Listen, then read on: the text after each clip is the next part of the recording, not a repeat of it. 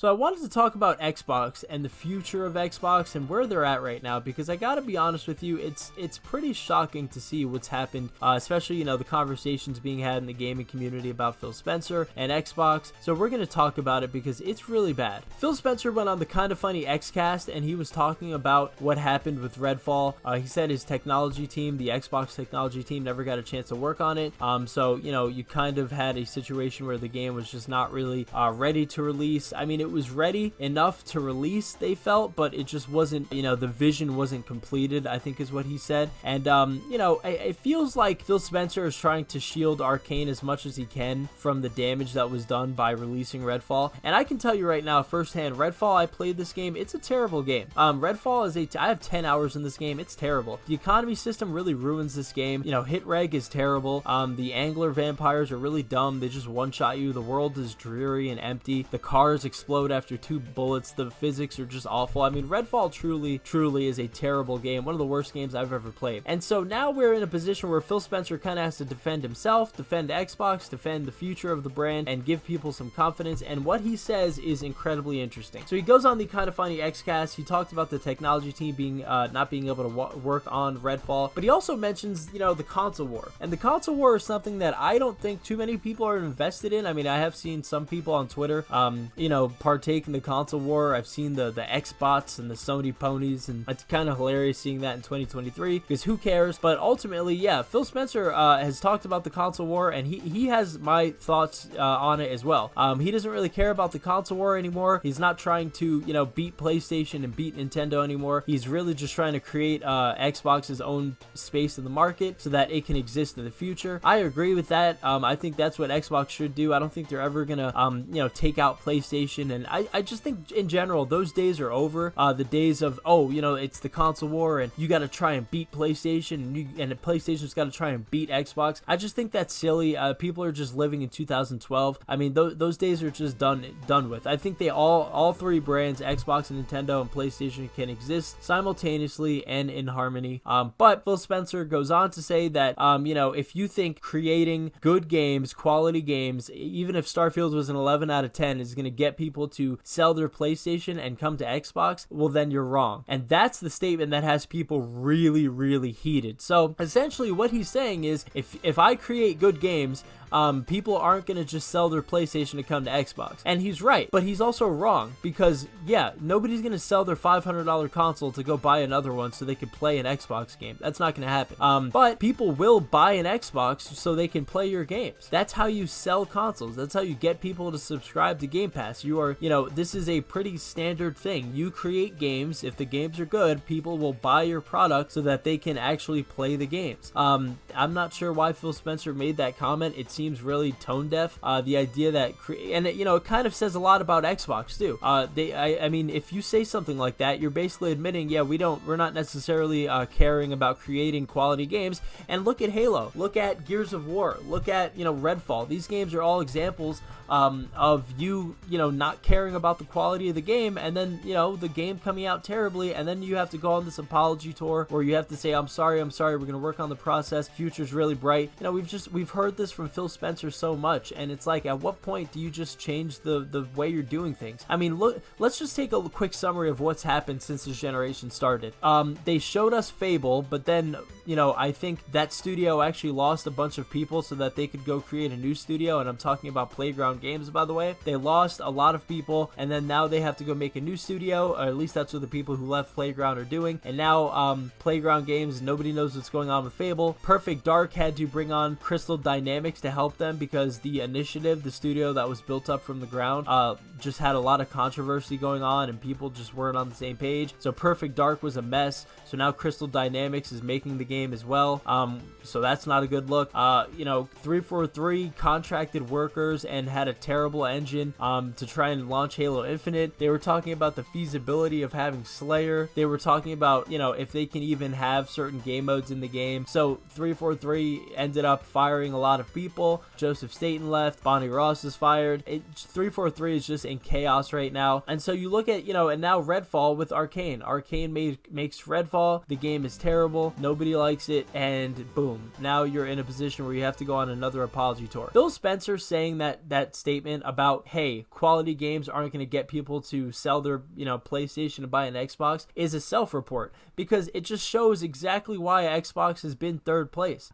It's not because you guys don't have content. It's not because you guys don't have enough studios. It's because you guys don't take the effort to actually care about your games. I mean, Halo is the biggest example of how could this happen? How could you have a legendary franchise and then this is what happens? It's because you allowed Bonnie Ross to run Halo. And Bonnie Ross has been around for a lot of years. She's been a part of Halo for a lot of years. She was not qualified to run Halo. She just wasn't, obviously not, because her first idea was, why don't we try to make Halo like Call of Duty, and that's how you got Halo 4, and that game sucked. And then she tried to make Halo furthermore like Call of Duty by adding more exo movement in Halo 5, and that game wasn't good. And then now they tried to redo Halo from the ground up with Halo Infinite, but it was a failure because rather than using Unreal Engine 5 or Unreal Engine 4, you decided to use Slipspace Engine. And rather than actually hiring a dedicated team of people to work on Halo, you would contract workers so that somebody who was working on the sound for Halo for 2 months would then be fired because his contract was up, and you bring somebody else to pick up where that guy left off, and he's like, well, what am I supposed to do? This guy had a clear vision. How am I supposed to just pick up where this guy left off? So yeah, I mean, that, like, Phil Spencer, truthfully, I love Phil Spencer. I think he's great for Xbox, and I think overall he's a net positive. I don't think he should be fired, but he has got to change his ways. I mean, he's got to hold people accountable. You can't keep having this situation where you have to go on podcasts and talk about why Xbox failed again. It's just been so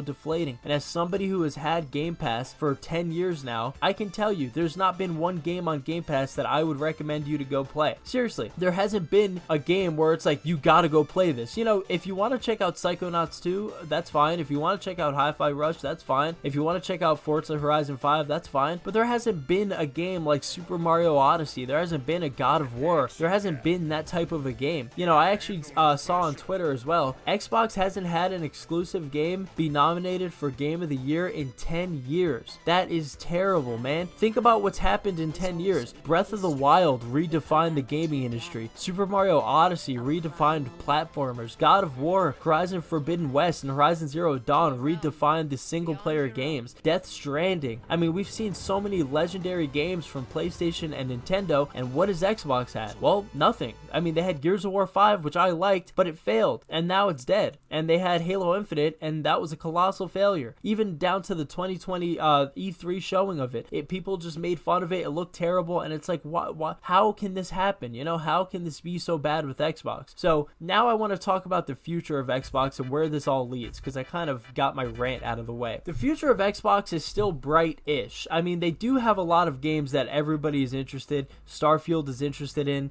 I think everybody's interested in Hellblade 2 after what we saw. Avowed looks pretty good. They have Fable, Perfect Dark. Like, they have some titles, Everwild, State of Decay 3, Gears 6. Like, they have some titles that people are definitely interested in for sure. The question is, when are these games coming out? When are they going to be, given a release date and gameplay showing? And what's the quality going to be like when we see these games? Phil Spencer on the Kinda Funny Xcast did mention that the next game's in line, and this is what he said, and I'm not like, this is not conjecture. He said, I'm looking forward to Starfield this summer, Forza Motorsport 8, and then Hellblade 2. So I'm pretty sure those are all coming out in 2023. I don't think Starfield's getting delayed anymore. I don't think Forza Motorsport's getting delayed, and I certainly think that Hellblade 2 is going to release in December, and that would be a pretty good end to their year. That would be pretty good. And if those games come out and they're in good quality, then you could say you had a good 2023. I mean, Starfield could be a Game of the Year contender if it's done right. Hi-Fi Rush could be a Game of the Year contender. It was a really good game. Hellblade 2 looked amazing. That could be a sneaky big hit for Microsoft. So the future